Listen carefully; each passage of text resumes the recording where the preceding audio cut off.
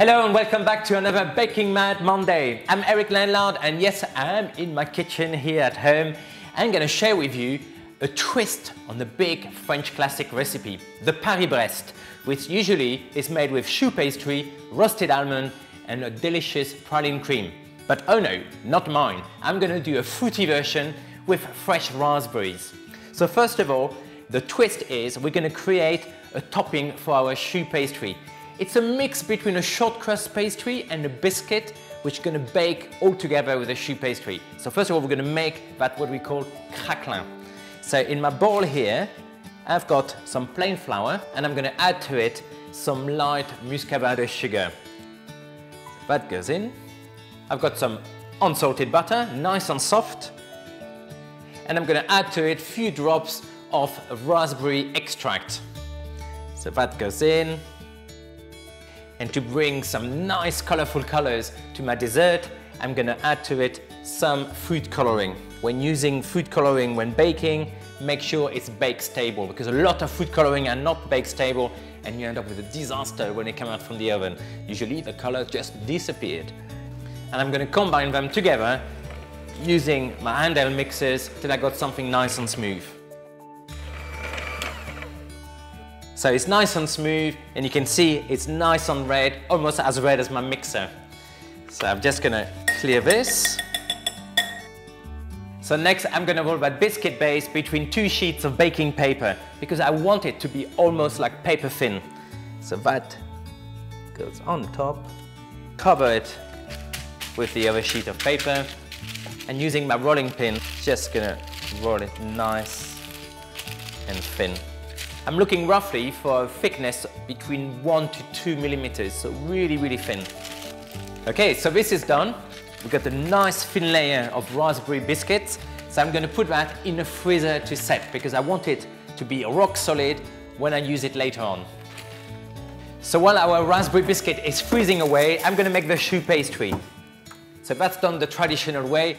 If you never make choux pastry before, it's very simple. There's no reason to be scared of. In a saucepan, I'm going to place some milk, water, unsalted butter, quarter of a teaspoon of golden castor sugar, and a good pinch of sea salt.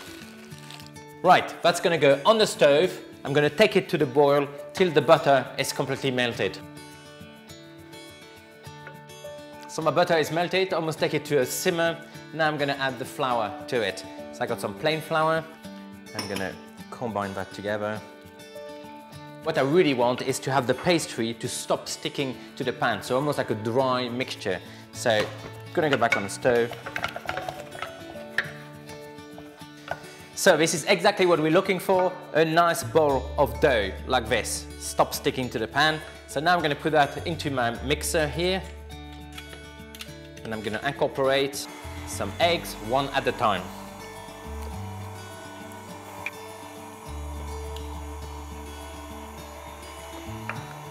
Okay, so before I put my next eggs, I'm just going to give it a bit of a scrape down with a spatula.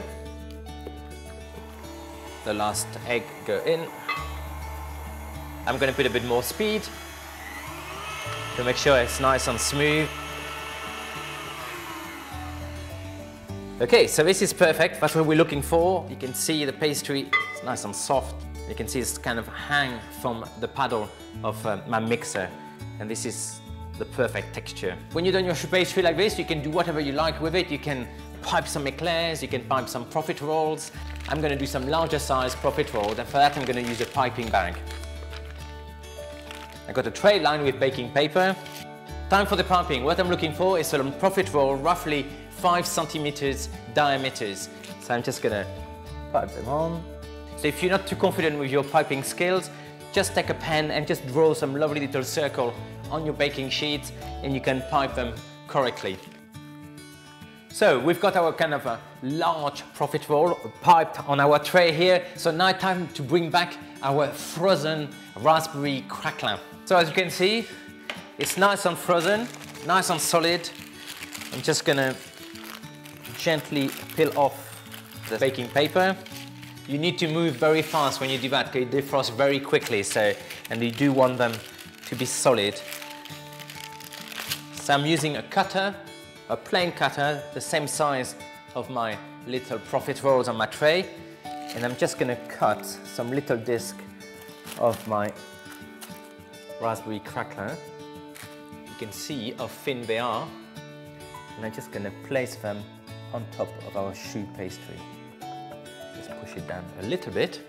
And I'm just going to carry on very fast before I start to defrost. How colourful are those little profiteroles on my tray? So that's ready to go in my preheated oven at 180. It will take between 20 to 25 minutes, and I can't wait for you to see the final result. You will understand what it's all about. Little tip, anytime you bake choux pastry, halfway through the baking, open the oven quickly for a few seconds just to let the steam out, so you make sure your pastry is nice and dry. Right, so our choux pastry is now completely cooked and cooled down as well.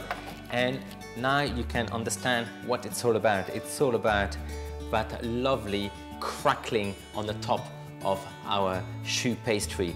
So when you're going to bite through it, you're going to get the effect of a short crust pastry, nice and crispy with some great raspberry flavor, and you're going to bite through the traditional choux pastry. So it's like two pastry combined in the same dessert, and it does look fantastic, and I just love the color. And now it's time to bring those fruity flavors. Using a serrated knife, I'm going to slice in half my profiteroles. Place them on my tray here. Here I got some whipping cream with a little bit of golden caster sugar, which has been taken to a nice soft peak. And before I start popping it inside, I'm just going to add some extra flavor to it by folding in 2 good teaspoons of pure vanilla bean paste. So I'm just going to fold that inside. So it's piping back. I'm just going to pipe the cream into each of my profiteroles.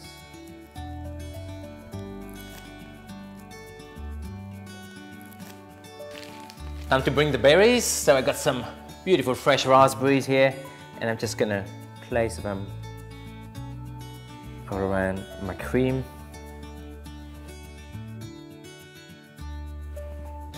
A little bit more cream on the top.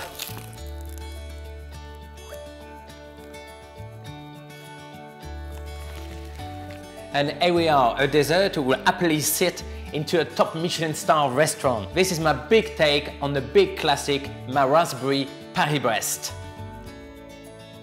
And next week on Baking Mad Monday, I will be grouping together 2 very popular recipes, macaroon and salted butter caramel, for my jumbo salted butter caramel macaroons.